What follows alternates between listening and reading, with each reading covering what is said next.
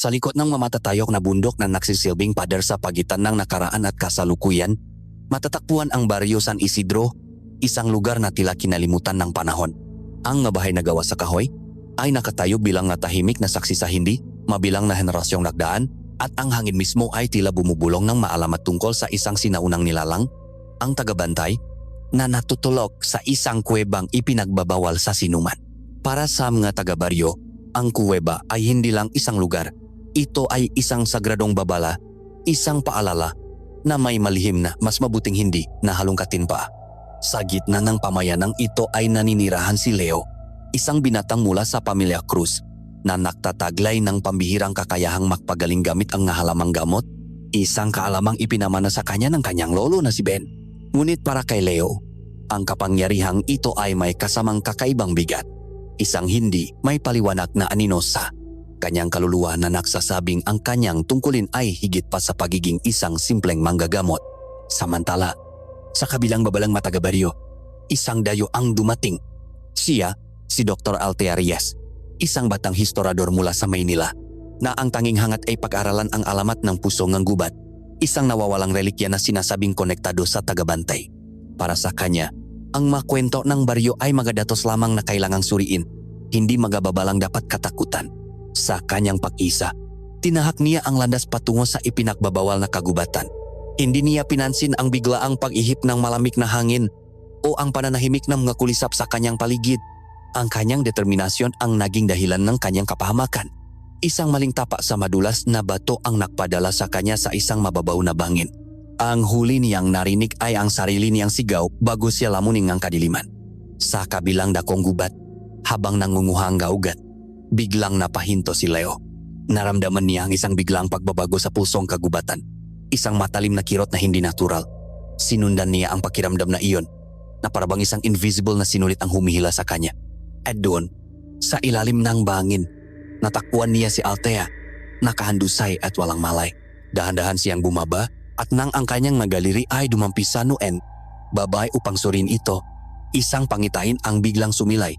Sa kanyang isipan, nakita niya ang isang sinaunang ritual sa lupang madilim na kuweba. Narinig niya ang ngabulong sa isang wikang hindi niya maintindihan. At sa gitna ng lahat, dalawang nagliliwanag na mata ang nakatiti sa kanya mula sa pusot ng kadiliman. Sa sandaling iyon, alam ni Leo na ang babaeng dayo ay hindi lamang isang biktima na aksidente, kundi isang susi na nakbukas sa isang pinto na matagal nang dapat manatiling nakasara. Dahan-dahang iminulat ni Altea ang kanyang mata, at ang unang bumungat sa kanya ay hindi ang pamilyar na puting kisame ng kanyang apartment sa Maynila, kundi ang madilim na kayumangging pawit ng isang bubong na may mahiblang liwanag na sumisilip mula sa malilit na siwang. May kakaibang amoy sa hangin, isang pinahalong halimuyak ng pinatuyong dahon, lupa, at usok mula sa isang lamparang degaas na nakasabit sa isang sulok na nagbibigay ng mainit ngunit andap-andap na liwanag sa buong silid. Sinubukan niyang bumangon, ngunit isang matalas na kirot mula sa kanyang kanang bukong-bukong ang pumigil sa kanya, kasabay ng pagdaing na hindi niya napigilan. Doon niya napansin ang isang binatang nakaupo sa isang maliit na bangko sa panan ng papak na kanyang hinihigaan. Tahimik itong naglalagay niyang isang berdeng tapal, nagawa sa dinikdik na mga dahon, sa kanyang namamagang paa. Ang mga kamay nito, bagamat magaspang at may magalyo, ay napakagaan at maingat sa pagkilos. Ang kanyang mukha ay seryoso, ang mga mata ay nakatuon sa ginagawa, na tila ba ang buong mundo niya ay nasa pag-aalaga sa kanyang sugat. Nasaan ako? Mahinang tanong ni Altea. Ang boses ay pahos. Saglit na natigilan ang binata at dahan-dahang itinaas ang kanyang tingin. Ang mamata nito ay malalim at tila may lungkot, ngunit may runding determinasyon. Nasa bahay ka namin, sagot nito sa isang kalmadong boses. Ako si Leo. Natakpuan kita sa bangin malapit sa sapa. Ligtas ka rito. Ang simpleng mansalitang iyon ay nagbigay ng kaunting kapanatagan kay Altea. Sinuri niya ang paligid. Ang nadingding na gawa sa kawayan na may nga nakasabit na bikis na iba't ibang uri ng halaman, ang sahig na gawa sa makinis na tabla, at ang katahimikang bumabalot sa buong bahay. Inabutan siya ni Leo ng isang mangkok na gawa sa bauniyok na naglalaman ng isang maitim at mapait na likido. Inumin mo ito, sabi niya, para sa sakit at pamamaga. Nag-alinlangan si Altea, ngunit ang tiwalas sa mamata ni Leo ay nag-udyo sa kanya na tanggapin ito at inumin. Ang lasa ay mapait, Ngunit naramdaman niya ang unti-unting pagginhawang kanyang katawan. Doon pumasok ang isang matandang lalaki mula sa kabilang silid. Ang kanyang mukha ay puno ang aguhit ng panahon, na parang balat ng isang matandang puno, at ang kanyang mata, bagamat medyo malabo na, ay metalas na tila kayang basahin ang kaluluwa ng sinumang kaharap niya. Siya si Lolo Ben, ang lolo ni Leo. Gising ka na pala? Iya, sabi nito. Ang boses ay magaspang ngunit may autoridad. Doon na nakaroon ng lakas ng loob si Althea na magpaliwanag. Ako po si Dr. Althea Reyes, isang historiador. Nandito po ako para pag-aralan ng alamat ng puso ng gubat. Buong pagmamalaki niyang sinabi ito na may kasamang ngiti, inaasahan ang pagkamangha o interes mula sa matanda. Ngunit ang natanggap niya ay isang malamig na titik. Ang ngiti sa mukha ni Lolo Ben ay biglang naglaho. Ang pusong gubat ay hindi isang alamat na para sa mga dayo, mariin niyang sinabi. Ito ay isang babala, hindi isang kayamanan na maring hukay na tilagay sa isang museo. Nagulat si Althea sa biglang pagbabago ng matanda. Pero Lolo, pagtatanggol niya sa sarili. Ang mga alamat po ay kadalasang may pinagbabatayang katotohanan. Ang pananaliksik ko ay maring magbigay ng karangalan at pakilala sa inyong baryo. Isang mapait na tawa ang kumawala sa lalamunan ni Lolo Ben. May mga bagay na mas mabuting manatiling nakabahon sa limot, iha. Ang pahuhukay sa nakaraan ay maaring gumising hindi lamang sa mga alaala, kundi pati na rin sa masumpang dapat ay natutulok na. Ang tensyon sa loob ng maliit na bahay ay tila maaring hiwain ng kutsilyo. Si Leo ay nanatiling tahimik sa isang sulok. Ang kanyang mata rin nagpapalipat-lipat mula sa kanyang lolo patungo kay Althea. Isang tahimik na labanan ng nakaraan at kasalukuyan ang nagaganap sa kanyang harapan. Ang katahimikan ay binasak na tatlong makakasunod na katok sa pinto. Isang boses mula sa labas ang tumawag. Tao po, nabalitaan ko po ang nangyari sa dayo. Binuksan ni Leo ang pinto at bumungat sa kanila. Ang isang binatang may kaaya-ayang ngiti at malinis na pananamit. Siya si Mateo, ang anak ng kapitan ng baryo. Ang kanyang pagdating ay tila paghihip ng sariwang hangin sa tenstadong silid. May dala siyang isang bayong ng maprutas. Dr. Reyes, bati niya kay Althea na may halong paggalang at pahanga. Ako po si Mateo. Nabalitaan ko ang aksidente. Mabuti na lang at natakbuhan kayo ni Leo. Kilala po ang pamilya Cruz sa kanilang galing sa tradisyonal na panggagamot.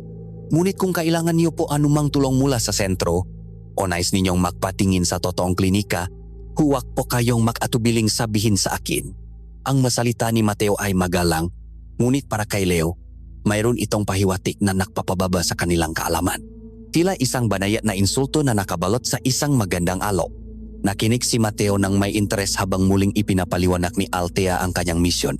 Kabaliktaran ng reaksyon ni Lolo Ben, si Mateo ay nagpakita ng labis na pahanga. Napakaganda po inyong layunin, doktora. Isang karangalan na matulungan kayo. Kung inyong mamarapatin, mari po akong maging gabay ninyo. Ipapakita ko sa inyo ang tunay na San Isidro at tutulungan ko kayong makipag-usap sa mga nakatatanda. Ang alok ni Mateo ay tila musika sa pandinig ni Althea. Sa wakas, isang kakampi, isang taong nakakaintindi sa kahalagahan ng kanyang ginagawa. Maraming salamat, Mateo. Iyan ay isang malaking tulong, sabi niya na may ngiti. Habang sila'y nag-usap, hindi nagsalita si Leo. Ngunit ang kanyang mata ay hindi inaalis kay Mateo. Pinakmasdan niya ang bawat ngiti, bawat galaw. Nakita niya kung paanong ang ngiti ni Mateo ay hindi umaabot sa kanyang mata, kung paanong ang kanyang kabaitan ay tila isang maskarang isinusuot. Isang hindi may paliwanag na pakiramdam ng pakdududa at kompetisyon ang nagsimulang umusbong sa kanyang dibdib. Naramdaman niyang ang binatang ito ay mas mapanganib pa kaysa sa bangin kung saan niya natakpuan si Althea. Nagpaalam si Mateo na may pangakong babalik kinabukasan upang simulan ang kanilang paglalakbay sa kasaysayan. Nang siya ay makaalis, muling bumalik ang katahimikan. Si Lolo Ben ay nagbigay ng isang makahulugang tingin kay Leo bago pumasok sa kanyang silid. Isang tingin na nagsasabing, "Mag-ingat ka." Naiwan sina Leo at Althea. Sinubukan ni Althea na pasalamatan muli si Leo. Ngunit ang binata ay tila mas lalo pang naging melap. Tinalikuran siya nito at nakunwaring abala sa pag-ayos ng magamot. Sa isip ni Althea, hindi niya maintindihan ang matao sa lugar na ito. Ang matandang manggagamot ay tila galit sa mundo. Ang apo nito ay tila isang multo na ayaw magsalita, habang ang anak ng kapitan ay isang anghel na handang tumulong. Sa gabing iyon, habang nakahiga sa papak at dinaramdam ang hapdi ng kanyang sugat, napagdesisyonan ni Althea na si Mateo ang kanyang magiging pag-asa. Hindi niya alam na ang kanyang desisyon ay ang unang hakbang patungo sa bibig ng panganib na matagal nang naghihintay sa Barrio San Isidro. Ang nga sumunod na araw para kay Althea ay naging isang mabagal na sayaw sa pagitan ng pagaling at pakabalisa. Ang tapal na inilalagay ni Leo sa kanyang bukong-bukong ay nakdulot ng mabilis na ginhawa at sa bawat araw ay paunti-unti niyang nagagalaw ang kanyang paa. Ngunit habang gumagaling ang kanyang katawan, tila may ibang sakit naman na nagsimulang mamuo sa kanyang isipan. Ang magabi sa San Isidro ay may sariling buhay. Isang simponya ng matunog nga kalikasan na sa unay nakdulot sa kanya ng kapayapaan. Ngunit ngayon, ang huning nga kuliglik ay tilam nga babala. At ang kaluskos na madahon sa labas ng kanyang bintana ay parang mayabag ng isang nilalang na hindi niya nakikita. Dito nagsimula ang hindi mapakaling gabi. Ang kanyang nga panaginip ay naging isang magulong kolage ng maimahang hindi niya maintindihan. Hindi ito malinaw na kwento, kundi nga pira-pirasong pakiramdam at tanawin. Naririnig niya ang isang mababa at ritmikong awitin sa isang wikang hindi pamilyar sa kanya. Kasabay ngang tunog ng pumapatak na tubig sa loop ng isang madilim na kuweba. Ang liwanag mula sa isang sulo ay pasayaw-sayaw sa basang pader na nagpapakita ng makakaibang simbolo na nakapinta gamit ang pulang putik. Nakikita niya ang isang bilog ng mataong nakasuot ng itim na balabal, ang kanilang mamukhay na tatakpan na anino. Sa gitna, isang altar na gawa sa bato. Ngunit ang pinaka ng ingibabaw sa lahat ay ang pakiramdam na may nanunod sa kanya. Isang presensyang napakatanda at makapangyarihan na nakukubli sa pinakamadilim na sulok ng kuweba. Sa tuwing siya ay magigising, basang-basa siyang malamig na pawis at ang kanyang puso ay dumadagundong na tila gustong kumawala sa kanyang dibdib. Pilit niyang kinukumbinsi ang sarili na ito'y dulot lamang ng laknat ong paninibago sa lugar, ngunit ang takot na iniiwan ng panaginip ay nananatili sa kanya kahit sa sikat ng araw. Nagsimula na rin ang makakatuwang pangyayari sa loob mismo ng bahay. Isang umaga, natakwan niyang nakakalat sa sahig ang kanyang napapangang pananaliksik. Gayong sigurado siyang maayos niya itong ipinatong sa mesa bago matulog. May mga pagkakataong nakakarinig siya ng isang mahinang bulong na tila pangalan niya ang tinatawag, ngunit sa kanyang paglingon ay wala namang tao. Mga anino na gumagalaw sa gilid ng kanyang paningin na bigla na lang naglalaho kapag kanyang tinitigan. Dito niya unang nakausap ng masinsinan si Maria, ang mas batang pinsan ni Leo. Si Maria ang kabaliktaran ng lahat sa pamilya Cruz. Siya ay masayahin, prangka, at may daladalang lumang ngunit gumaganang cellphone kung saan siya nakikinig ng mamodernong kanta. Nakita niya si Althea na tulala at nakatingin sa kawalan. Ate Althea, sabi ni Maria na may kasamang ngiti, huwag mong masyadong dibdibin ang mga kwento ni Lolo Ben. Mahilig lang talaga siyang manakot ng mga tagamay nila. Sa una, nag-atubili si Althea. Ngunit ang pagod at takot ay mas naging matimbang. Ikinuwento niya kay Maria ang lahat. Ang nga panaginip, ang nga bulong, ang nga nagagalaw na gamit. Inaasahan niyang pagtatawanan siya o sasabihing guni-guni niya lang ang lahat. Ngunit hindi iyon ang nangyari. Bagamat bakas sa mukha ni Maria ang hindi paniniwala, napalitan ito ngang matinding kuryosidad. Hindi ako naniniwala sa multo, ate, pag-amin ni Maria. Pero naniniwala ako na maraming lihim ang baryo na ito na hindi pa nalalaman kahit ng matulad ko. Para sa akin parang isang malaking puzzle lang yan. Kung gusto mo, tulungan kitang manghanap sa mga lumang kasulatan dito sa bahay. Baka sakaling may makita tayong lohikal na paliwanag sa manangyayari sa iyo. Ang alo ni Maria ay isang sina ng pag-asa para kay Althea. Sa kauna-unahang pagkakataon, mayroon siyang najing kakampi. Dinala siya ni Maria sa isang maliit na silid sa likod ng bahay, kung saan nakatago ang isang malaking baul na gawa sa nara. Amoy luma at alikabok ang silid. Nang buksan ni Maria ang baul, bumungat sa kanila ang salansan ng lumang dokumento, nga papel na naninilaw na at marupok na sa paglipas ng panahon. Maghapon silang nakalungkat.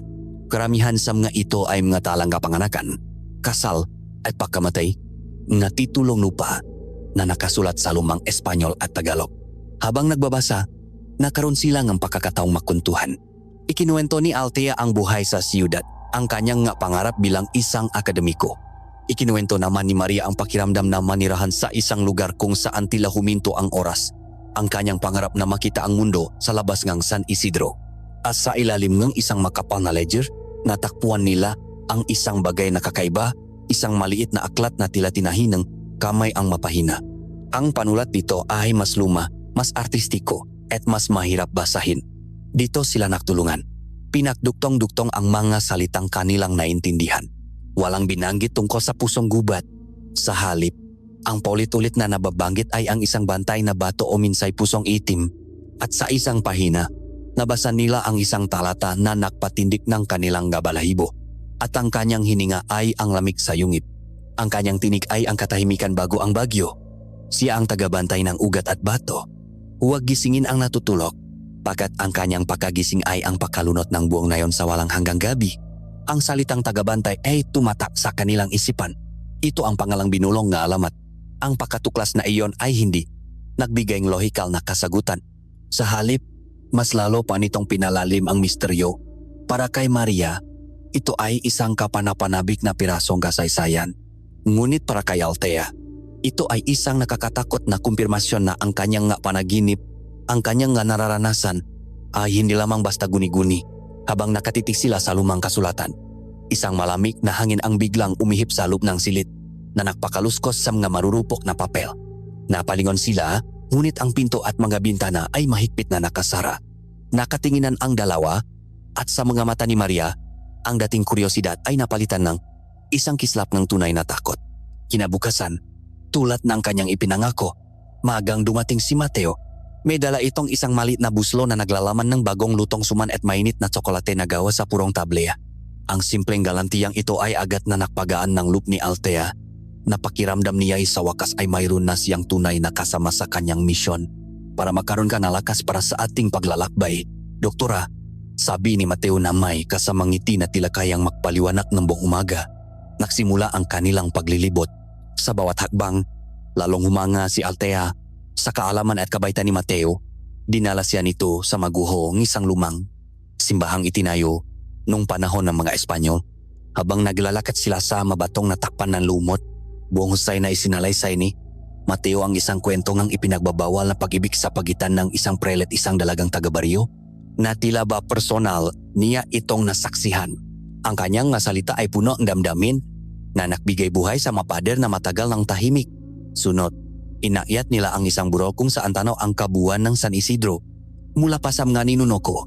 Doktora, sabi ni Mateo habang nakatingin sa malayo, tungkulin ng aming pamilya na pangalagaan ang pamanangang baryong ito. Bawat puno, bawat ilok ay may kwento. At ang mga kwentong iyon ang siyang kaluluwa ng San Isidro. Ang masalitang iyon ay nagbigay kay Althea ng impresyon na si Mateo ay hindi lang basta anak ang kapitan, kundi isang tunay na tagapangalaga ng kultura. Sa buong paglilibot, si Mateo ay napaka-atento.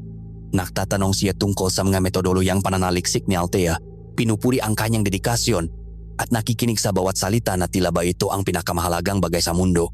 Pinasok niya ang mundo ni Althea, ang mundo ng akademya, at pinaramdam sa kanya na siya ay naiintindihan. Sa isang pagkakataon, sinubukan ni Althea na usisain ang tungkol sa kanyang natuklasan sa lumang kasulatan. Nabanggit doon ang tungkol sa isang tagabantay, sabi niya. Isang malakas na tawa ang naging sagot ni Mateo. Ang tagabantay, sabi niya na may halong-hali. Ang katumbas po niya ng bugiman dito sa amin. Bawat matanda ay may kanya-kanyang bersyon ng kwentong iyan at bawat isa ay mas nakakatakot kaysa sa nauna. Ito'y isang napakagandang halimbawa ang meng folklore. Doktora, pero hanggang doon na lamang iyon. Isang kwento para hindi magpagalagala ang mabata sa gubat. Ang kanyang paliwanag ay lohikal at nakakakumbinsi na nagtanggal sa anumang bahit ng takot na nagsimulang mamuo kay Althea. Sa kabilang dako, habang nangunguha ng mahalamang gamot sa gilid ng isang burol, natanaw ni Leo ang dalawa. Mula sa kanyang kinatatayuan, ang mangiti at tawa ni Mateo ay hindi mukhang toto. Para sa kanya, ito'y isang pak-arte. Isang bitak na dahan-dahang inilalatak para sa isang biktimang walang kamalay-malay. Nakita niya kung paanong si Althea ay tila isang bulaklak na dahan-dahang bumubukas sa ilalim ng init ng araw na ibinibigay ni Mateo at isang buhol ng kabaang namuo sa kanyang sikmura. Hindi ito selos, kundi isang malalim na likas na pakiramdam na mayroong panganib na paparating. Nakasalubong ang kanilang landas ng pababa na si Leo mula sa burol. Nakita siya ni Mateo at minisiyan ng malapat. Leo, mabutit nandito ka. Binabantayan mo ba ang ating panauhin? Tanong nito. Ang boses ay puno ng pagkakaibigan. Huwag kang mag-alala. Nasa mabuting kamay siya. May hamon sa tono ni Mateo. Isang pahiwatig na hindi nabasa ni Althea. Isang tango lang ang isinagot ni Leo bago napatuloy sa paglakad. Na sa paningin ni Althea ay isang tanda ng kabastusan. Ang pinakasudulan ng kanyang pagdududa ay nangyari ng hapong iyon. Nagpapahinga sina Mateo at Althea sa tabi ng ilog. Si Althea ay abala sa pagsusulat sa kanyang kwaderno, habang si Mateo naman, habang nakikinig, ay walang kamalay-malay na dumampot ng isang patpat at nagsimulang gumuhit sa basang lupa. Hindi niya ito pinapansin, isang kilos na tila nakasanayan na ang kanyang kamay. Hindi sinasadyang ang landas pawi ni Leo ay sa tabi din ng ilog na iyon. Nakita niya sila at akmang magtatago na sa likod ng mga puno. Nang mahuli ng kanyang mamata ang ginagawa ni Mateo, ang kanyang puso ay biglang kumabo ng malakas. Ang iginuguhit ni Mateo sa lupa ay hindi isang ordinaryong hugis. Ito ay isang komplikadong simbolo na paikot-ikot na may matatalas na linya na tumatagos sa gitna. Ito ang eksaktong simbolo na nakita niyang nakapinta sa mapader na kuweba sa kanyang pangitay noong una niyang mahawakan si Althea. Isang malamig na kuryente ang gumapang sa buong katawan ni Leo. Hindi ito nakataon lamang, ito ang patunay. Ang lahat ng kabaitan ni Mateo, ang kanyang makwento, ang kanyang paglihis sa usapan tungkol sa tagabantay, lahat ay isang malaking kasinungalingan. Si Mateo ay hindi lang isang simpleng tagagabay. Mayroon siyang malalim na koneksyon sa madilim na presensya sa ipinagbabawal na kuweba. Sa mga sandaling iyon, naktama ang kanilang nga mata. Sa isang iglap, nawala ang ngiti sa mukha ni Mateo. Napalitan itong isang malamig at mapanuring titik, isang sulyap ng tunay na pagkatao nito. Ngunit kasing bilis ng pagkawala nito ay ang muling pagbabalik ng kanyang mamong ngiti. Mabilis niyang tinapakan at binura ang simbolo sa lupa gamit ang kanyang paa. "Leo, may problema ba?" tanong ni Althea na napansin ng matatalim na titik ni Leo. Hindi sumagot si Leo. Ang kanyang nakita ay sapat na. Tinalikuran niya sila at mabilis na naglakad palayo na nag-iwan kay Althea na lalong naguguluhan at medyo nainis sa kakaibang pag-ugali ng binata. "Pasensya ka na sa kanya, Doktora," malumanay na sabi ni Mateo na muling ibinalik ang atensyon kay Althea. "Masyado lang siyang mapakisa. Ganyan talaga ang nga manggagamot. May sarili silang mundo." Ang masalitang iyon ang nagsilbing huling selyo. Sa isip ni Althea, si Mateo ang kanyang mapagkakatiwalaan, isang taong sibilisado at naunawaan siya. Si Leo naman ay isang misteryosong binata na puno ng pamahiin at samanglub.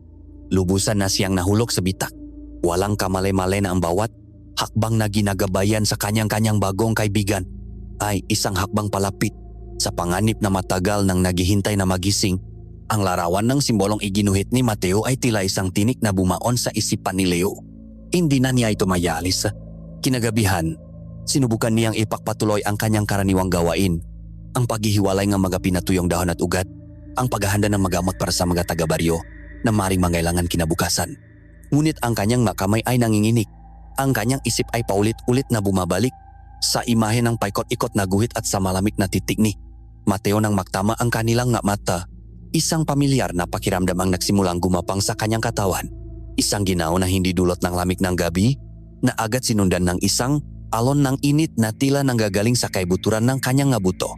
Hindi ito isang ordinaryong sakit. Ito ay isang lagnat na may sariling kamalayan. Isang bagay na tila gumigising sa loob ng kanyang dugo. Isang reaksyon sa panganib na unti-unting lumalapit sa kanilang baryo. Natakbuhan siya ni Lolo Ben na nakasandal sa isang haligi, namumutla at pinagpapawisan. Isang tingin pa lang ng matanda ay alam na niya agad. Ito ang lagnat ng alaala. Isang karamdamang dumadapo sa kanilang lahi sa tuwing ang sinaunang kasunduan ay nalalagay sa alanganin. Walang salitang namutawi, inalalayan ni Lolo Ben ang kanyang apo patungo sa higaan nitong banik. Pinainom niya itong isang maitim at mapaklang tsaa. Hindi upang pagalingin ang lagnat, kundi upang tulungan siyang tawirin ito. "Huwag mong labanan, apo," bulong ng matanda. Ang kanyang kamay ay nakahawak ng mahigpit sa balikat ni Leo. "Kailangan mong makita, kailangan mong maintindihan." At habang ang mapait na likido ay dumadaloy sa kanyang sistema, ang silit sa paligid ni Leo ay nagsimulang maglaho.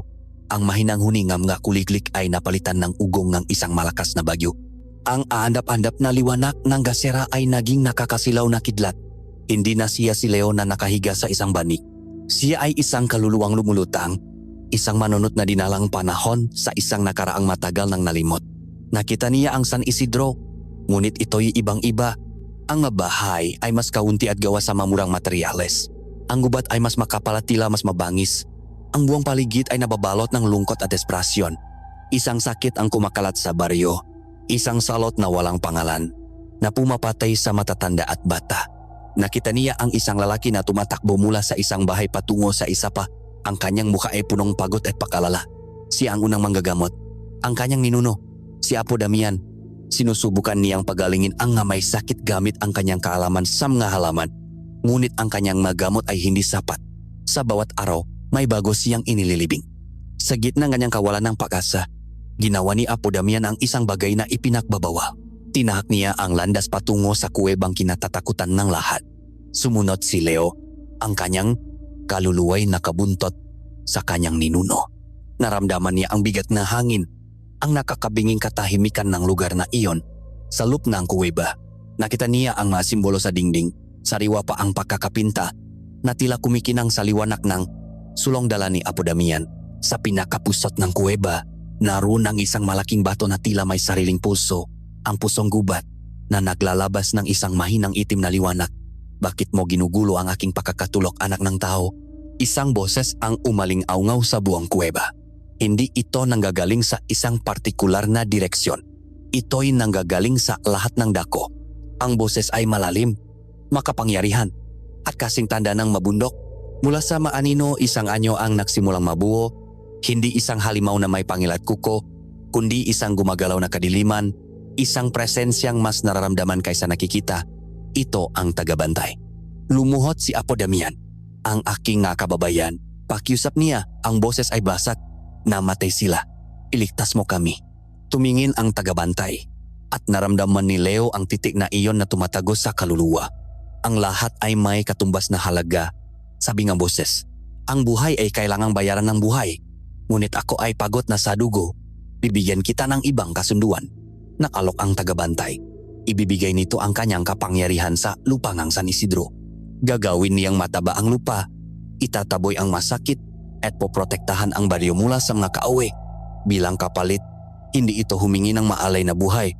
Humingi ito ng isang angkla. Isang lahi na magiging ugat nito sa mundo ng matao. Isang tanikala na makukulong dito habang buhay. Ang lahi ng manggagamot. Ang kanilang kapangyarihang magpagaling ay magmumula mismo sa esensyang tagabantay. Sila ang magiging tagapakalaga, ang selyo, ang kandadong kanyang kulungan.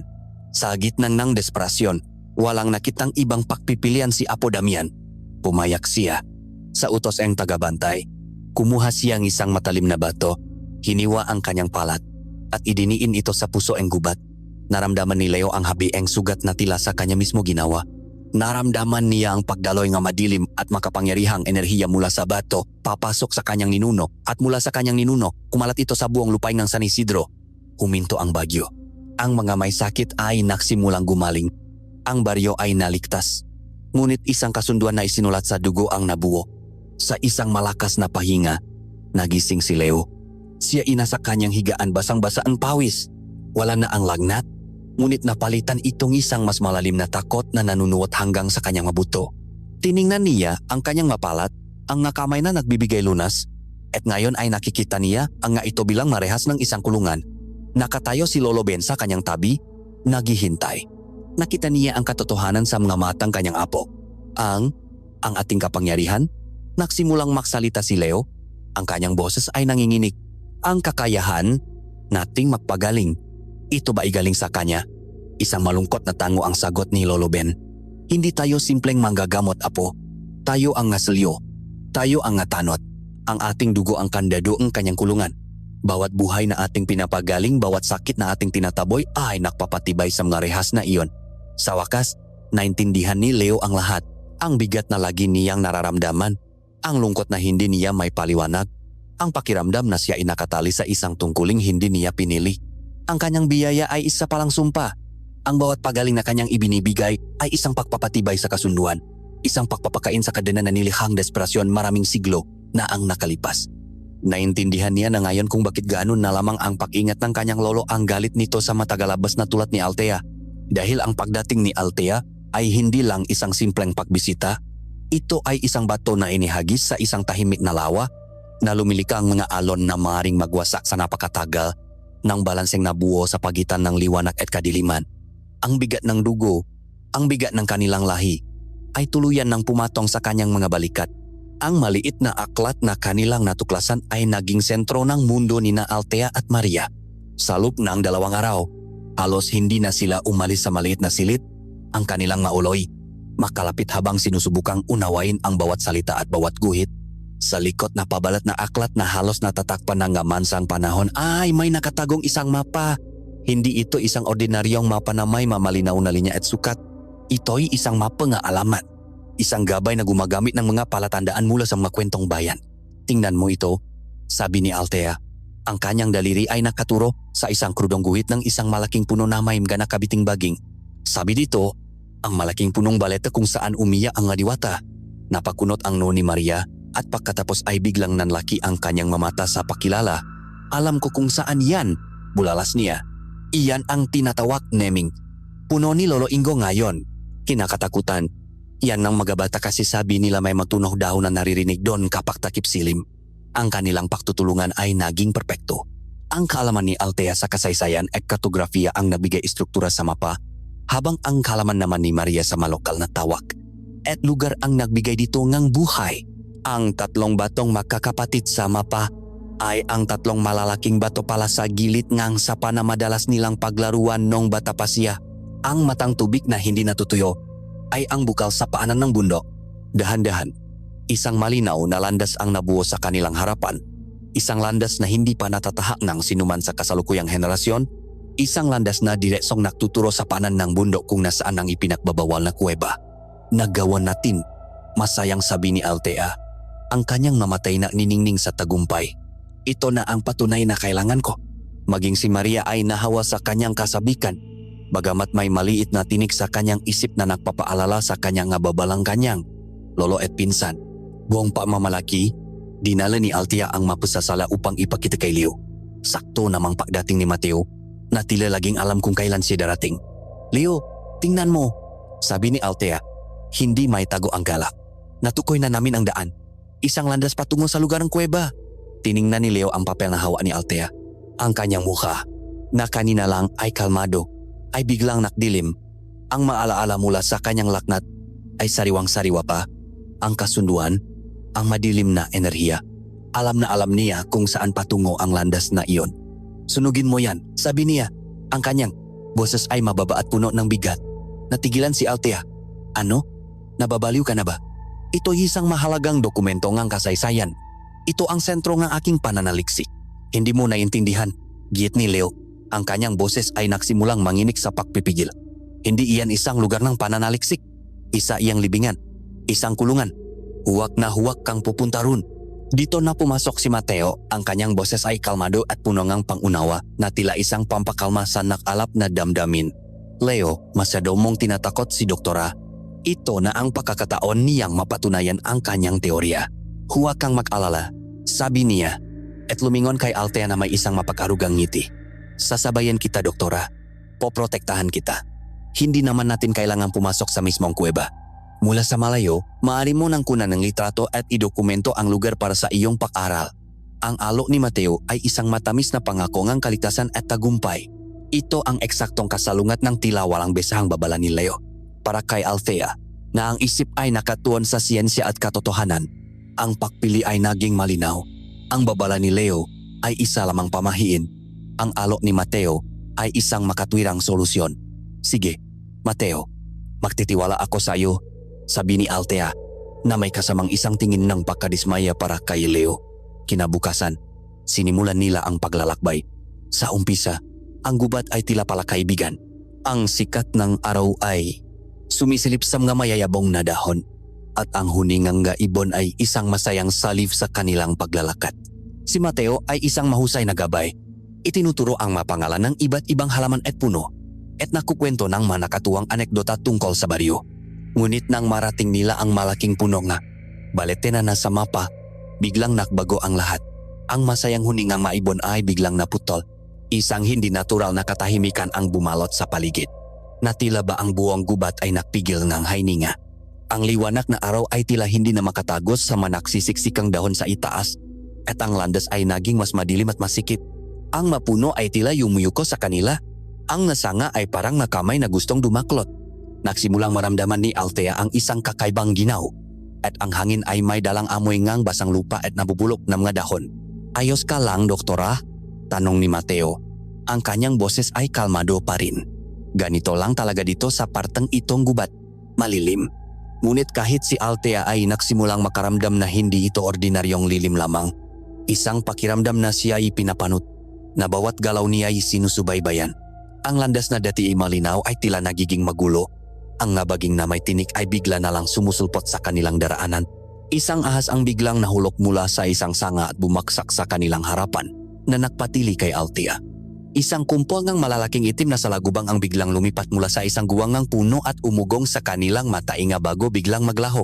Sa isang pagkakataon, natisot si Althea sa isang ugat ng puno na tila sinadyang umusli mula sa lupa upang siya ipatirin. Ang kanyang kumpiyansa bilang isang siyentipiko ay unti-unting natitibak at napapalitan ng isang primitibong takot. Ang gubat ay tila buhay at galit. Ito'y aktibong sinusubukang itaboy sila o marahil hilahin sila papalapit sa isang bitak. Sa kabilang ang lahat, si Mateo ay nanatiling hindi apektado. Bawat panganib ay kanyang iniwasan na may ngiti. Bawat takot ni Althea ay kanyang pinapakalma ng magamagagang na salita. Ang kanyang katahimikan sa gitnang panganib ay mas lalo pang nakadagdag sa misteryo. At sa wakas, sa pagitan ng puno, natanaw nila ito. Isang maitim na butas sa gilid ng isang malaking pader na bato. Ang entrada ng kuweba. Mula sa kinatatayuan nila, tila ito isang bibig na nakabukas. Huminga ng malamig na hangin at nagyayaya sa kanila na pumasok. Ang takot sa puso ni Althea ay nahaluan ng katuwaan ng isang manunuklas na malapit ng matakbuhan ang kanyang kayamanan. Hindi niya nakita ang ngiti ni Mateo, isang manipis at matagumpay na ngiti, ang ngiti ng isang mangangasong malapit ng mahuli ang kanyang biktima. Ang pagmamadali ni Leo sa kanyang pakuwi ay tila isang karera laban sa papalubok na araw. Ang bawat anino ng puno na kanyang nadaraanan ay parang isang masamang pangitain at ang bawat kaluskos ay tila isang babala. Pagdating niya sa kanilang bahay, nadatnan niya ang kanyang lolo na tahimik na nakaupo sa isang silyang yantok, nakatingin sa kawalan na parabang matagal na siyang hinihintay. Ang pagod at panggambas sa mukha ni Leo ay hindi na nangailangan ng paliwanag. Lolo, kailangan niyo nang sabihin sa akin ang lahat. Halos pasigaw na sabi ni Leo. Ang kanyang boses ay puno ng desperasyon. Papunta na sila sa kuweba. Dinala siya ni Mateo doon. Alam kong may masama siyang balak. Ang dating tahimik na binata ay napalitan ng isang lalaking humihingi ng kasagutan. Isang lalaking nakakitang isang bagay na gumising sa natutulok na takot sa kanyang dugo. Bumuntong hininga si Lolo Ben. Isang tunok na tila naglalaman ng bigat ng maraming henerasyon. Dahan-dahan siyang tumayo at sinindihan ang gasera kahit na may liwanag pa mula sa labas. Tila gusto niyang labanan ang dilim na alam niyang paparating. Umupo ka. Apo, mahinahon niyang sabi. Ito na ang gabi kung saan ipapasa ko sa iyo ang bigat na matagal ko nang dinadala. Tama ka sa iyong hinala. Ang pagdating ng dayo ay hindi aksidente at ang kabaitan ni Mateo ay isang maskara. Nagsimulang makwento si Lolo Ben. Ang kanyang boses ay mahina at magaspang na parang matuyong dahon na tinatangay ng hangin. Ang pusong gubat na hinahanap ni Althea, panimula niya, ay hindi isang kayamanan na kumikinang. Ito ang kabaliktaran. Apo, ito ay isang kulungan. Isang kulungan na nilika mula sa pinaksanip na lakas ng lupa at ng dugo ng ating mga ninuno.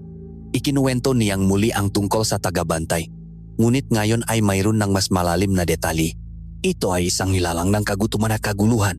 Isang primal na enerhiya na umiral pa bago pa man may tatak ang San Isidro. Nakit ito sa pinaksama-samang lakas buhay ng unang taong nanirahan dito at dinala nito ang salot bilang paraan upang kumain. Ang ating ninuno, si Apo Damian, ay hindi nakipagkasundo sa isang simpleng espiritu. Pagpapatuloy ng matanda, nakipagkasundo siya sa isang gutom na Diyos at ang kasunduan ay hindi isang simpleng palitan. Ito ay isang desperadong pagsasaka. Hindi natin siya tinalo, Leo. Ikinulong lang natin siya sa ating nga sarili. Dito na nagsimulang maintindihan ni Leo ang mapira-pirasong larawan mula sa kanyang panaginip. Ang lahat ng katanungan na bumabagaba sa kanya mula pagkabata ay unti-unting nakaroon ng kasagutan. Ang kasunduan ay nangailangan ng dalawang haligi upang manatiling matatag, sabi ni Lolo Ben, at dito na niya ibinunyak ang pinakamabigat na sikreto. Dalawang lahi na itinaling ang isang sumpa. Ngunit may makaibang tungkulin. Tayo, ang pamilya Cruz. Tayo ang ngatanot. Tumingin siya ng diretso sa mga mata ni Leo. Tayo ang marehas. Ang ating dugo ang selyo.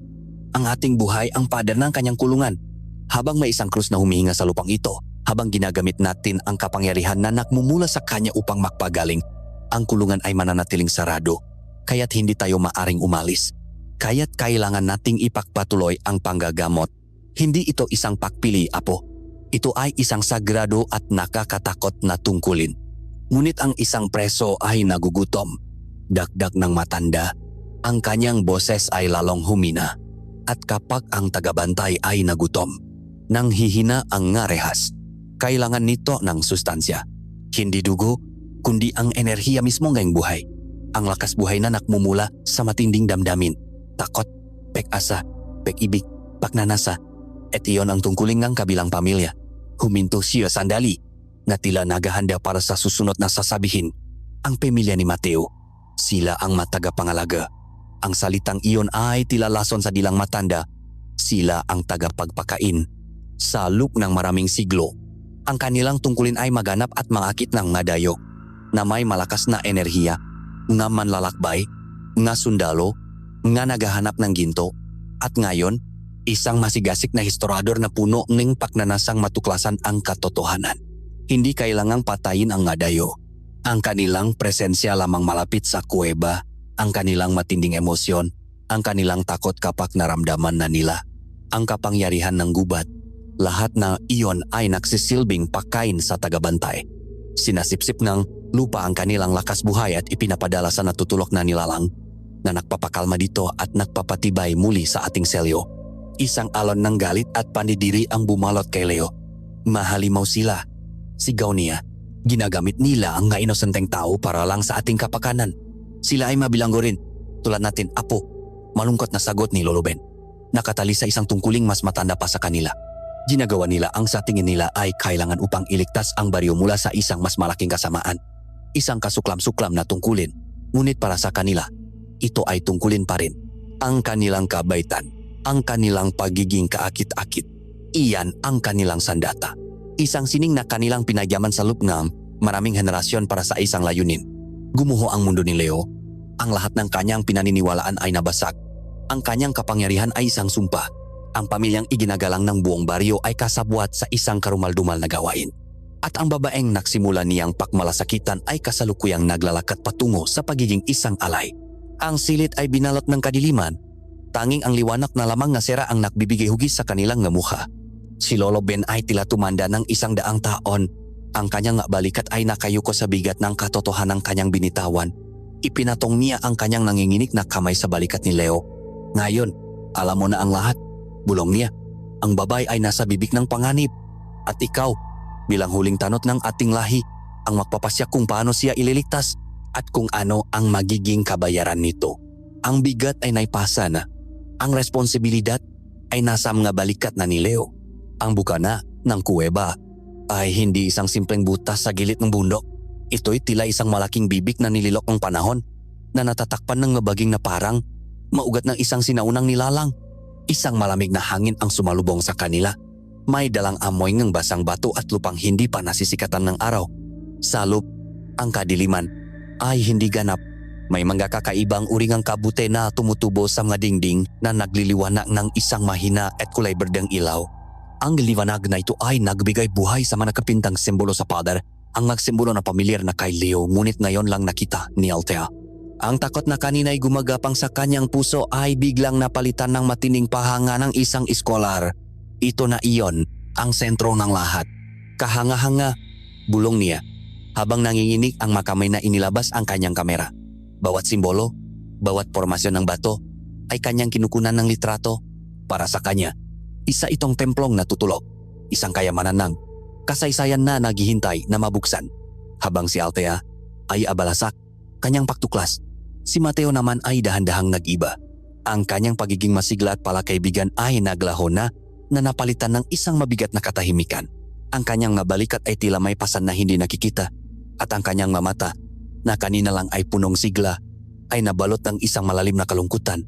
Sumusunod siya sa likuran ni Althea, hindi bilang isang gabay, kundi bilang isang bantay na naghahatid sa isang bilanggo patungo sa kanyang selda. Masyadong abala si Althea sa kanyang ginagawa upang mapansin ang pagbabago sa kanyang kasama. Patuloy silang lumakat sa isang landas na tila sinadyang linisin para sa kanila, hanggang sa marating nila ang isang malawak na silit sa pusong kuweba. Ang hugis nito ay parang isang katedra na gawa sa bato, at ang katahimikan dito ay napakabigat na halos maririnig mo ang pintik ng iyong sariling puso. Sa gitna ng silit, Sa ibabaw ng isang natural na pedestal na bato, naruito ang puso ng gubat. Ngunit hindi ito isang kumikinang na hiyas tulad ng inaasahan ni Althea. Ito ay isang malaki at magaspang na itim na bato na may maugat ng isang madilim at pumipintik na pulang liwanag sa loob nito. Tila nito sinisipsip ang lahat ng liwanag sa paligid na lumiliha ang isang anino na mas madilim pa kaysa sa kadiliman mismo. Isang mahinang ugong ang nanggagaling dito, isang tunog na mas nararamdaman kaysa naririnig. Ang sandaling ang kanyang tagumpay. Ito na ang katuparan ng lahat ng kanyang pagsisikap. Dahan-dahan siyang lumapit. Ang kanyang pahinga ay halos maputol sa halo-halong pananabik at pagkamangha. Iniunat niya ang kanyang kamay. Ang kanyang nga daliri ay nanginginig habang papalapit sa malamig na ibabawng bato. Huwag, isang matalim na sigaw ang pumunit sa katahimikan. Boses ito ni Mateo, punong desperasyon at takot. Isang boses na ngayon lang narinig ni Althea, ngunit huli na ang lahat. Sa sandaling dumampi ang dulo ng daliri ni Althea sa bato, ang buong kuweba ay nagbago. Ang pulang liwanag sa loob ng pusong gubat ay biglang sumiklap na parang kidlat. Ang ugong ay naging isang nakabibinging dagundong. Isang malakas na alon ng hindi may paliwanag na enerhiya at nagyayelong lamig ang humampas sa kanila na nakpatalsik kay Althea paatras. Napasigaw siya sa takot. Nang muli niyang imulat ang kanyang mga mata, nakita niya si Mateo na nakatayo sa pagitan niya at nang lagusan palabas. Ang maskara ng kabaitan ay tuluyan ng nabaklas. Ang kanyang mukha ay isang larawan ng matinding kalungkutan at bakal na determinasyon. Mateo, ano nangyayari? Sigaw ni Althea. Ang kanyang boses ay puno ng pakalito at takot. Dahan-dahang umiling si Mateo at sa kanyang mata, nakita ni Althea ang luhang nakbabadayang tumulo. Patawarin mo ako, doktora, sabi niya. Ang kanyang boses ay puno ng bigat at pagsisisi. Sana ay hindi na lang kita nakilala. Sana ay hindi na lang ganito kalakas ang iyong buhay. Dito na niya ipinagtapat ang lahat. Ang bawat salita ay tila isang punyal na bumahon sa puso ni Althea. Ikinuwento niya ang tungkol sa sumpang kanilang pamilya, ang tungkulin nila bilang nga tagapangalaga. Hindi ka namin kailangang saktan o patayin, malumanay niyang paliwanag. Habang ang pulang liwanag mula sa bato ay naglalaro sa kanyang mukha. Kailangan ka lang niyang matikman ang iyong matinding pagnanasa para sa kaalaman, ang iyong pagkamangha, at ngayon, ang iyong takot. Iyon ang kanyang pakain. Ang damdaming iyon ang nagpapakalma sa kanyang pagkagutom at nagpapanatiling tulok sa kanya. Tumingin siya kay Althea na may lungkot. Itinali ako sa isang panunumpa na isinulat sa dugo, doktora. Kapag hindi ko ginawa ang aking tungkulin, magigising siya ng tuluyan at ang buong baryo ang kanyang lalamunin. Isinasakripisyo ko ang iyong kapayapaan para sa kalitasan ng aking mga kababayan. Maniwala ka sa akin kung mayroon lang akong ibang pagpipilian. Habang siya ay nagsasalita, ang kapangyarihan mula sa pusong gubat ay lalong lumalakas. Ang pintingang pulang liwanag ay bumibilis, nakasabay ng isang tunog na parang tibok ng isang higanteng puso. Nga itim na anino na parang nabaging ang nagsimulang gumapang mula sa bato, pumulupot sa mga binti at braso ni Mateo. Napasigaw siya sa sakit. Isang sigaw na hindi na lamang sa kanya, kundi may kasamang isang mas malalim at mas nakakatakot na ungol. Ang kanyang mamata ay nagsimulang magliwanag ng parehong pulang kulaing bato. Ang kanyang boses nang muli siyang magsalita ay nakbago. Tumakbo ka na, sabi niya, ngunit ang boses niya ay may kasamang isa pang boses. Isang sinauna at malagim na tinig na tila nang gagaling sa ilalim ng lupa. Ang tagabantay ay nagsisimula ng magising at ginagamit nito si Mateo bilang isang sisidlan, isang tulay patungo sa mundo ng mataw. Si Althea ay napasandal sa pader ng kuweba. Nanginginig sa takot, ang binatang kanyang pinagkatiwalaan, ang kanyang naging kaibigan, ay dahan-dahang nagiging isang halimaw sa kanyang harapan. Ang kanyang paglalakbay para sa kaalaman ay naging isang laban para sa kanyang kaligtasan at siya ay nakakulong sa ilalim ng lupa kasama ang isang nilalang na ngayon palang nagigising mula sa kanyang 5 taong pagkakatulog. Ang katahimikan sa loob ng bahay nga krus ay mas mabigat pa kaysa sa dilim gabi sa labas. Ang katotohanang ibinunya ni Lolo Ben ay tila isang malaking bato na pumapatong sa dibdib ni Leo na nakpapahirap sa kanyang pahinga. Sa isang iglap, ang lahat ng kanyang pagdududa at takot ay naglaho na napalitan ng isang malamig at matigas na determinasyon. Ang kanyang maugat na dati daluyan lamang ng dugo ay tila daluyan na ngayon ng isang sinaunang tungkulin. Tumayo siya at ang kanyang kilos ay hindi na kilos ng isang nakalinlangang binata, kundi ng isang taong tinanggap na ang kanyang kapalaran. Kailangan ko siyang kunin, Lolo, sabi niya. Ang kanyang boses ay kalmado, ngunit may bigat na hindi pa naririnig sa kanya dati. Sa sandaling iyon, Lumabas si Maria mula sa kanyang silid.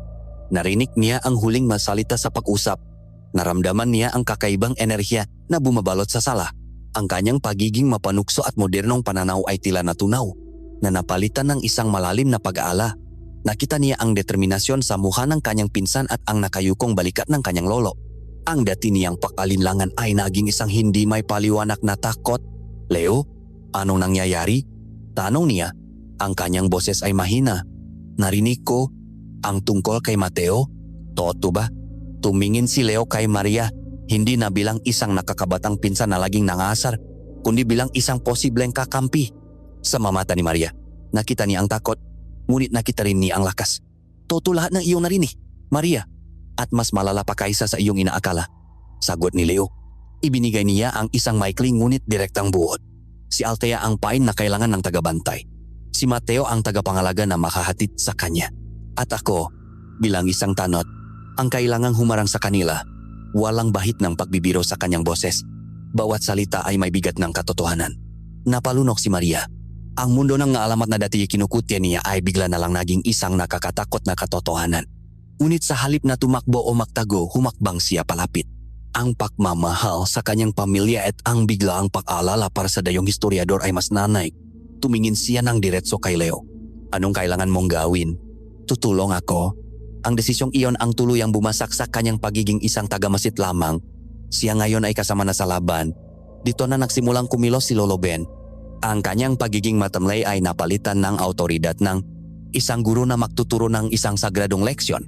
Ang pakikipaglaban sa tagabantay ay hindi ginagamitan ng lakas ng katawan, kundi ng lakas ng dugo at paniniwala, sabi niya. "Kailangan nating gumawa ng nga anting-anting. Nga pananggalang nagawa sa nga elemento ng ating lupa at binigyang bisang ating dugo." Inutusan niya si Maria na kumuha ng mga espesipikong sangkap mula sa isang maliit na aparador kung saan nakatago ang pinakaingatang gamit ng kanilang pamilya.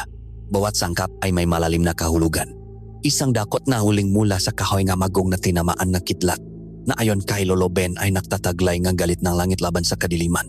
Isang maliit na bayang nasin na ibinilad sa unang sikat na araw sa loob ng 7 umaga na sumisimbolo sa kapangyarihan ng liwanag na magtaboy ng mga masasamang espiritu at mapinatuyong dahon ng gabi na pinaniniwala ang kayang itago ang isang tao mula sa paningin ng mahindi nakikita. Si Maria, na dati tatawa lamang sa maganitong gawain, ay kumilos ng may buong pag-iingat at respeto. Dinikdik niya ang uling hanggang sa maging pino itong pulbos. Maingat niyang inayos ang gadahon. Ang kanyang makilos ay punong bagong tuklas na pananampalataya. Inutusan naman ni Lolo Ben si Leo na kumuha ng isang hiblang buhok mula sa kanilang tatlo. Ang ating dugo ang selyo, paliwanag ng matanda. Ngunit ang ating buhok ang magbubuklot sa selyo sa ating nakatawan nang may handa na ang lahat sa ibabaw ng isang malinis na banig sa gitnang ng sahig. Ibinigay ni Lolo Ben kay Leo ang isang maliit at napakatalim na kutsilyo na gawa sa itim na bato ng obsidian. Ang kasunduan ay sinimulan sa dugo.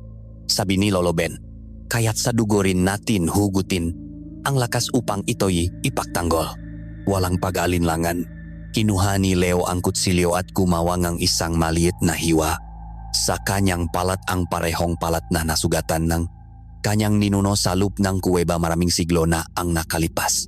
Ang mainit na dugo ay tumulo mula sa kanyang palat at ipinatak niya ito sa pinahalong pulbos ng uling at asin. Sa sandaling ang dugo ay dumampi sa masangkap. Nagsimulang bumikas ng masalita si Lolo Ben sa isang sinaunang dialekto na ngayon lang narinig ni Maria. Ito ay hindi isang dasal, kundi isang utos, isang awit ng kapangyarihan. Dugo ang tanot, selyo ang lupa, liwanag sa dilim harang sa gutom.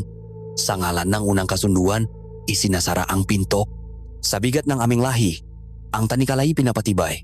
Sumabay si Leo sa pakawit. Ang salita ay tila natural na lumalabas sa kanyang bibig na parang isang alalang nakatago sa kaibuturan ng kanyang kaluluwa. Ang kanilang mga boses ay naksanip na lumikha ang isang kakaibang ugong salop ng bahay. Si Maria ang nagsilbing kanilang makamay.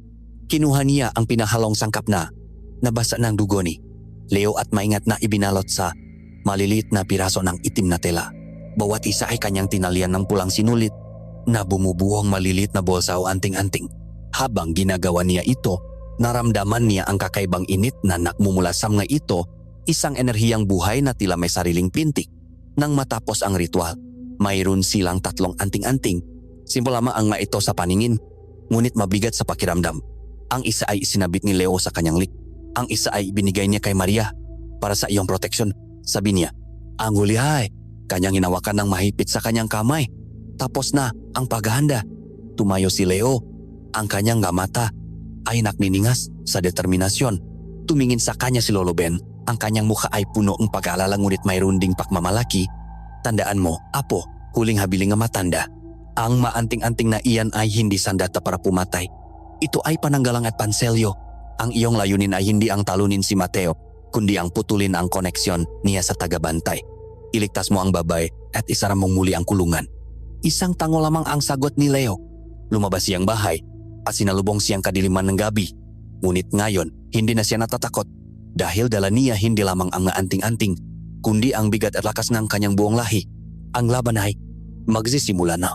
Ang pagpasok ni Leo sa kuweba ay hindi pagpasok ng isang mandirigma, kundi ng isang pari na pumapasok sa isang templong nilapastangan.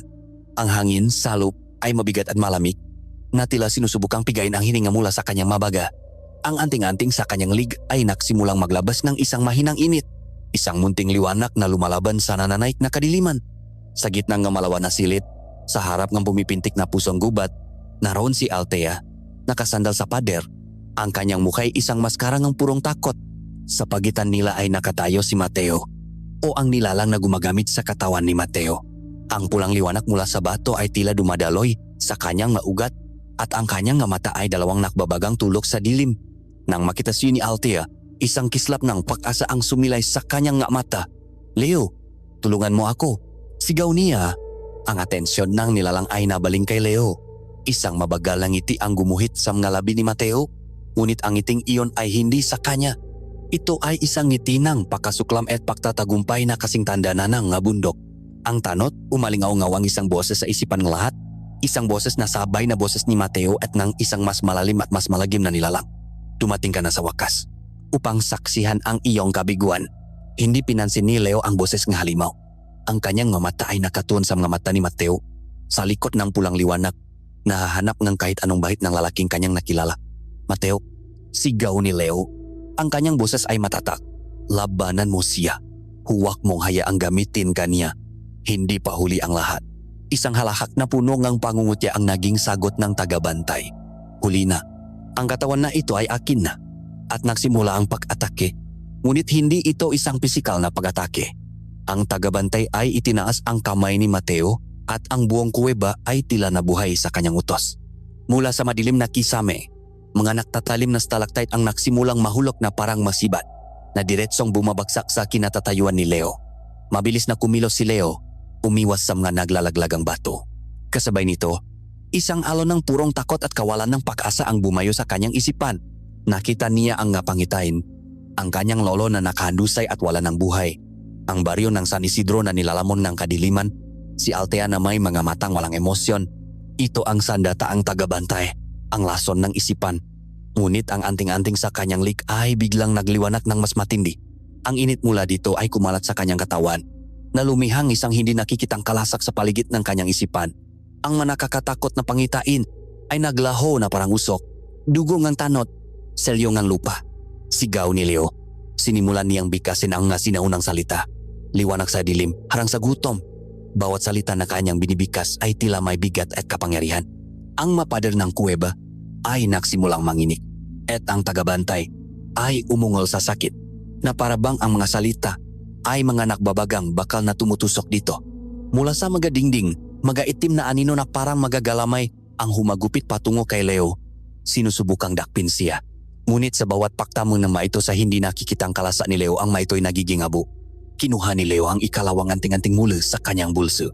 Althea, sigaw niya, at inihagis ito sa panan ng babae. Sa sandaling dumampi ang anting-anting sa lupa, isang bilog ng ginintuang liwanag ang biglang lumitaw sa paligid ni Althea na naghihiwalay sa kanya mula sa kaguluhan. Huwag kang aalis sa loop ng bilog na iyan. Nagnalit ang tagabantay sa galit. Hindi nito magapi ang depensa ni Leo.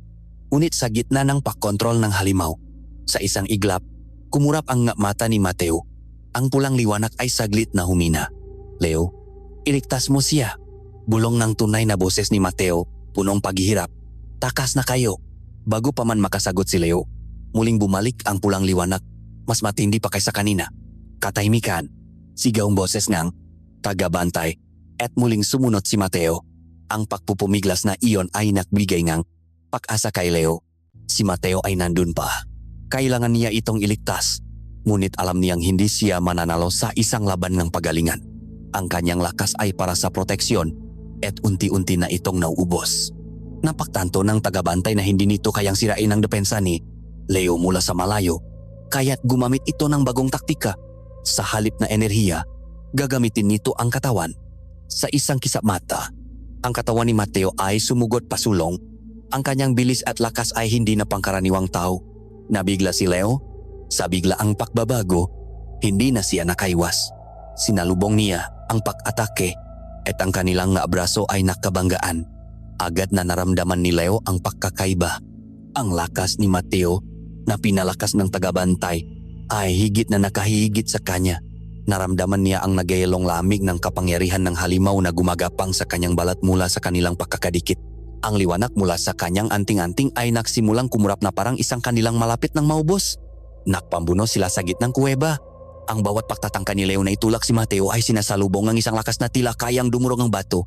Ikinulong ng kamay ni Mateo ang mabraso ni Leo at dahan-dahan siyang itinutulak paatras. Ang iyong dugo ay matagal nang naging tini sa aking lalamunan. Tanot, sabi nga halimaw, ang mukha ni Mateo ay ilang pulgada na lang mula sa kanya. Ngayon, bubunutin ko na ang tinig na iyon. Sa isang mabilis na kilos, binitawan ng isang kamay ni Mateo ang braso ni Leo at sinunggaban nito ang anting-anting sa kanyang lik. Sa sandaling makadikit ang kanilang nga balat, umusok ang kamay ni Mateo at sumigaw ito sa sakit. Ngunit hindi nito binitawan ang anting-anting. Sinubukan nitong sirain ang sinulit, durugin ang munting bosang proteksyon. Ang liwanag ng anting-anting ay marahas na kumurap mula sa isang matatak na liwanag. Ito'y naging isang andap-andap na pag-asa. Si Leo ay nanghihina na. Ang kanyang proteksyon ay malapit ng mawasak. Mula sa loop ng bilog na liwanag, si Althea ay sumisiga, ngunit ang kanyang boses ay hindi marinig sa gitnang dagundong ng kapangyarihan. Wala siyang magawa kundi panoorin ang pag-api sa kanyang tagapagligtas. Ang laban ay malapit ng matapos at ang kadiliman ay malapit ng magwagi. Ang mahigpit na pagkakahawa ng tagabantay salik ni Leo ay tila bakal na unti-unting sumasakal sa kanyang buhay at liwanag. Ang anting-anting ay aandap-andap na lamang, isang naghihingalong pag-asa mula sa kanyang bilog na proteksyon. Si Althea ay isang helpless na manunod. Ang kanyang isip, na sanay sa loika at pagsusuri, ay nagpupumilit na humanap ng solusyon sa isang sitwasyong hindi kayang ipaliwanag ng siyensya. Ang kanyang mamata ay nakpabalik-balik mula sa nagagabuhay na si Leo patungo sa pusong bato na walang tigil sa pagpinting ng masamang liwanag. Ang bato, ang pusong gubat, ito ang sentro. Ito ang pinakmumulan ng lahat. Ang lahat ng kapangyarihan ng halimaw ay nakatuon kay Leo sa pagwasak sa huling tanot. Ang bato mismo ay naiwang walang bantay. Isang desperadong ideya ang nabuos sa kanyang isipan. Isang ideyang lumalabak sa lahat ng kanyang paniniwala bilang isang historiador. Ang kanyang tungkulin ay magpreserba, hindi manira. Ngunit sa kanyang beg, naroon ang isang martilyong panggeolohiya, isang kasangkapang ginagamit niya sa pakolektang ngamga specimen ng bato. Paano kung basagin niya ang pusong gubat? Ngunit ang masalita ni Leo ay umaling-awgaw sa kanyang isipan. Kulungan, Celio. Ang pagwasak sa kulungan ay maaaring magpalaya sa bilanggo ng tuluyan. Ang isang mas masamang kapalaran para sa lahat. Ngunit ang panunot lamang sa pagkamatay ni Leo ay hindi rin isang pagpipilian. Kaya't pinili niya ang ikatlong daan. Hindi niya ito sisirain. Ngunit hindi rin siya mananatiling walang ginagawa. Kailangan niyang lumihang isang pagkakataon. Isang gambit na maaring ikamatay niya. Huminga siya ng malalim at humakbang palabas sa ginintuang bilog ng proteksyon. Sa sandaling iyon, ang bigat ng presensya ng kuweba ay bumaksak sa kanya na parang isang bundok. Ang nagayalong lamig ay tumagos sa kanyang ngabuto at ang dagundong sa kanyang isipan ay halos magpabaksak sa kanya. Ngunit nakpatuloy siya sa paglakad. Bawat hakbang ay isang laban ng kaloban patungo sa nakbabagang altar. Naramdaman agad ng tagabantay ang kanyang paglapit. Isang bagong pinakmumulan ng masiglang lakas buhay na kusang loop na lumalapit sa sentro ng kapangyarihan nito. Ang pagkakahawak nito kay Leo ay bahagyang lumuwag. Ang dayo, umalingaw-ngaw ang boses. Isang munting gamo-gamo na lumalapit sa apoy Isang pagkakamali, hindi niya pinansin ang babala. Nang marating niya ang pusong gubat, hindi siya nakatubili. Ipinatong niya ang kanyang dalawang palat sa ibabaw ng bato. Ang pakiramdam ay mas malala pa kaysa sa kanyang inaasahan. Isang nakakapasong lamig ang gumapang mula sa bato papasok sa kanyang braso na tila sinisipsip nito hindi lamang ang init kundi ang mismong buhay mula sa kanya. Napasigaw siya sa sakit, isang sigaw na punong paghihirap, ngunit ang kanyang ginawa ay umpekto. Ang tagabantay, sa kanyang kasakiman para sa sariwang enerhiya, ay panandaliang ibinaling ang malaking bahagi ng kanyang atensyon mula kay Mateo patungo sa pagsipsip ng lakas buhay ni Althea. Ang pulang liwanag sa mga mata ni Mateo ay kumurap at siya ay napaatras na nagbigay kay Leo ng pagkakataong kanyang kailangan. Gamit ang huling lakas, itinulak ni Leo ang ngayong nanghinang si Mateo. Nakawala siya. Nakita niya si Althea na unti-unti nang nanghihina. Ang kanyang balat ay namumutla habang ang kanyang enerhiya ay ninanakaw ng bato. Salamat sa kanya, mayroon na siyang pagkakataon. Ngunit alam niyang hindi ito isang pagkakataon upang lumaban, kundi isang pagkakataon upang magsakripisyo. Tinalikuran niya si Mateo at tumakbo patungo sa altar. Tumayo siya sa tabi ni Althea. Sa kanyang mamata, nakita niya ang pasasalamat at takot. Salamat, bulong ni Leo. Pagkatapos ay binaling niya ang kanyang tingin sa batong kumikinang. Sa halimaw na nasa loob nito, ang kanyang boses, nang siya magsalita, ay hindi na pakiusap, kundi isang hamon. Gutom ka? Sigaw niya. Hindi mo na kailangan ang buhay na hiram. Narito ako, ang dugo ng unang tanot. Kunin mo ako. Inilabas niya ang obsidian na kutsilyo. Gumawa siyang isang malalim na hiwa sa kanyang palat, mas malalim kaysa sa una. Ang dugo ay bumulwak, pula at sagrado, at sa isang kilos ng lubos na pagsuko at lubos na kapangyarihan, ipinatong niya ang kanyang duguan at bukas na palat sa ibabaw ng puso ng gubat. Isang paksabog ng liwanag. Ngunit hindi ito ang masamang pulang liwanag ng tagabantay. Ito ay isang dalisay at nakniningning na ginintuang liwanag. Ang liwanag ng dugo ng mga tanot. Ang liwanag ng kanilang sumpa at ng kanilang tungkulin. Ibinuhos ni Leo ang lahat sa batong iyon, ang kanyang lakas, ang kanyang alaala, ang kanyang mismong buhay. Hindi bilang isang biktima, kundi bilang isang hari na muling inaangkin ang kanyang nasasakupan. Ang kanyang bibig ay bumikas ng huling na salita ng ritual, hindi bilang isang pananggalang, kundi bilang isang pangwakas na hatol. Sa dugo ko, ipinipinit kita. Ang ginintuang liwanag ay lalong nag-alap, tinutulak ang pula. Sa buhay ko, ikinukulong kita. Ang mga itim na baging na nakapulupot kay Mateo ay marahas na umurong, na parabang mahas na napaso. Manatili ka sa iyong gabi, magpakailanman. Ang pulang liwanag sa lupna ng bato ay desperadong kumurap, at pagkatapos, sa isang huling, nakabibinging sigaw, galit at pagkatalo na umalingaw-ngaw sa buong kuweba. Ito ay tuluyang namatay. Ang buso ang gubat ay naging isang ordinaryo at walang buhay na itim na bato. Ang katahimikan na sumunod ay nakakabingi. Bumaksak si Mateo sa lupa, walang malay. Bumaksak din si Althea, naubusan ng lakas. Si Leo ay nanatiling nakatayo. Ang kanyang kamay ay nakadikit pa rin sa bato. Siya ay buhay, ngunit may nagbago. Ang kanyang balat ay mas maputla. Ang kanyang pahinga ay mababaw. At sa kanyang itim na buhok, isang hiblangang kulay puting buhok ang lumitaw. Isang permanenteng markangang buhay na kanyang inihalay. Ang sakripisyo ay tapos na. Ang bilanggo ay muling naisara sa kanyang kulungan. Ngunit sa pagkakataong ito, ang rehas ay gawa sa buhay mismong huling tanod. Ang katahimikan sa loob ng kuweba matapos ang pagsabok ng ginintuang liwanag ay mas malalim at mas mabigat kaysa sa dati. Ang masamang presensya ay naglaho. Ngunit ang naiwan ay isang pakiramdam ng kawalan at matinding pagod. Dahan-dahang nakamalay si Althea. Ang kanyang katawan ay parang binukbok at ang bawat pahinga ay may kasamang sakit. Nakita niya si Mateo na nakahandusay sa lupa, walang malay. Ang mukha ay payapa na sa wakas mula sa impluwensa ng halimaw, at sa tabi nga ngayon ay ordinaryong itim na bato. Nakasandal si Leo. Nakatayo pa rin siya, ngunit bahagya na lamang. Ang isang hiblang puting buho sa kanyang noo ay tila isang pilat ng kaluluwa, isang nakikitang marka ng buhay na kanyang inialay. Nang makamalay si Mateo, ang una niyang nakita ay ang naglahong liwanag sa pusong gubat. Pagkatapos ay nakita niya si Althea na litas, at si Leo na tila anino na lamang na tiniyang lakas. Walang luhang pumatak mula sa kanyang mamata, ngunit ang sakit at pagsisisi sa kanyang mukha ay mas malalim pa kaysa sa anumang pagiya. Hindi niya kayang salubungin ang matingin nila. Ang bigat ng kasalanan ng kanyang lahi at ng kanyang sariling magawa ay bumaksak sa kanya ng sabay-sabay. Tahimik siyang tumayo at lumakad patungo sa isang madilim na sulok ng kuweba kung saan siya umupo at niyakap ang kanyang matuhot. Isang taong nawasak at binago ang katotohanan. Dahan-dahang tinulungan ni Leo si Althea na tumayo, walang salitang namagitan sa kanila. Ang kanilang paglalakbay palabas ng kuweba ay mabagal at tahimik. Sa kanilang paglabas, ang gubat ay hindi nagalit. Ang mapuno ay mapuno na lamang, ang matunog ay ordinaryong tuno na lamang ang kalikasan.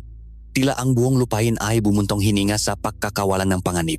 Ngunit para sa 3 taong nakakaalam ng katotohanan, ang katahimikang ito ay may katumbas na bigat. Makalipas ang ilang araw, habang unti-unting bumabalik ang kanyang lakas sa bahay nga krus, nakpasya si Althea. Inayos niya ang kanyang magamit. Ang bawat kilos ay may kasamang pagatubili. Sa huling hapon niya sa San Isidro, pinuntahan niya si Leo na tahimik na nag-ayos ng mahalamang gamot. Ang pagbabago kay Leo ay hindi lamang sa pisikal. Ang kanyang mamata ay tila mas tumanda, mas malalim. Mayroon ng isang distansya sa kanya na hindi kayang tawirin. Aalis na ako bukas, mahinang sabi ni Althea. Ipinakita niya kay Leo ang isang papel, ang borador ng kanyang huling ulat para sa universidad. Binasa ito ni Leo. Nakasaad doon, sa formal at akademikong pananalita, ang kanyang konklusyon. Ang alamat ng pusong gubat ay isang napakaganda at mahalagang bahagi ng oral tradition ng Baryo San Isidro. Ngunit matapos ang masusing pagsusuri sa lugar, walang sapat na ebidensyang arkeolohikal o geolohikal upang patunayan ang pisikal na pag-iral nito o ang sinasabing kuweba. Ang kwento ay mananatiling isang makapangyarihang folktale. Ito ang kanyang alay. Ang kanyang kasinungalingan upang protektahan ang kanilang sikreto. Tumingin si Leo mula sa papel patungo sa kanya. Sa kanyang nga mata, nakita ni Althea ang isang uring ng pasasalamat na hindi na kailangan pang sabihin. Salamat, tanging na sabi ni Leo. Mayroong 1,000 bagay na gusto nilang sabihin sa isa't isa. Gustong humingi ng tawad ni Althea sa kanyang pagiging mapilit, sa panganib na kanyang dinala. Gusto siyang pasalamatan ng lubos sa pagliligtas sa kanyang buhay. Gusto namang magpaalam ni Leo, makbigay ngang babala, o marahil ay aminin ang isang kakaibang koneksyon na kanyang naramdaman. Ngunit alam nilang pareho na ang masalita ay hindi na sapat. Ang kanilang pinagsamahan sa loob ng kuweba ay isang karanasang hihigit pa sa anumang wika. Sa kanyang pakalis, natanaw niya mula sa malayo si Mateo na kasama mga ibang nakalalakihan sa baryo sa pag-ayos ng isang nasirang tulay. Ang kanyang makilos ay mekanikal. Ang kanyang mukha ay laging seryoso. Ito ang kanyang sariling paraan ng pagbabayad sala sa pamamagitan ng paglilingkod sa bayang muntik na niyang ipahama. Ang huling sulyap ni Althea ay para kay Leo na nakatayo sa bukana ng kanilang bahay. Isang malungkot na figura laban sa luntiang kabundukan. Siya na ngayon ang tunay na tagabantay. At habang lumilipas ang mga taon, iyon nga ang naging buhay ni Leo. Ipinagpatuloy niya ang pagiging isang manggagamot at mas lalo pa siyang humusay. Ngunit may napansin ang mga taga-baryo. Ang kanyang pahipo ay tila mas lumamig at ang kanyang nga mata ay nakakita nga bagay na hindi nila nakikita. Ang sakit bago pa man ito mamuo. Ang lungkot sa likod ng isang ngiti. Siya ay naging mas konektado sa lupa, sa pusong baryo at sa bilanggo na natutulok sa ilalim nito. Ang bigat ng kasunduan ay lubusan na niyang inako. Ang San Isidro ay nanatiling payapa. Isang munting paraisong tagumula sa gulo ng mundo sa labas. Ngunit ang kapayapaan ay may presyo. Ang tagabantay ay isang nilalang na gawa sa pasensya. Kaya nitong maghintay ng daan-daan o libo-libong taon pa. At habang ito ay naghihintay, kailangang may isang bantay mula sa lahing krus na nakatali sa lupaing iyon na handang magbayad muli kung kinakailangan. Sapagkat ang kapayapaan sa San Isidro ay hindi isang biyaya, kundi isang hiram na katahimikan na binabayaran sa bawat pintik ng pusong tanot na nagbabantay sa kadiliman.